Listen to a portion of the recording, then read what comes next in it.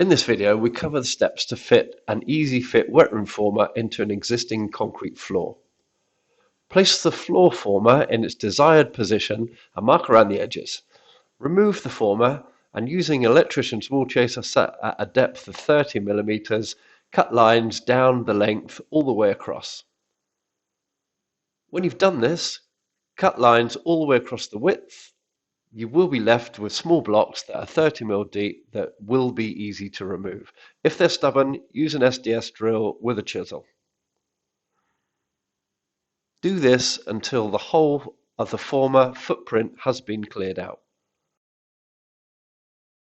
Place the former back into position and with a drill and a masonry bit, pilot holes around the outside of the former into the concrete.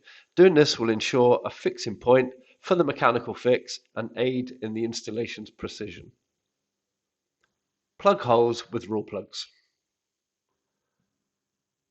Chase out where the waste is going to be located, connect the pipe and backfill. Use a weak sand and cement mix or tile adhesive to bed the former down and screw into a final position, ensuring the former is completely level.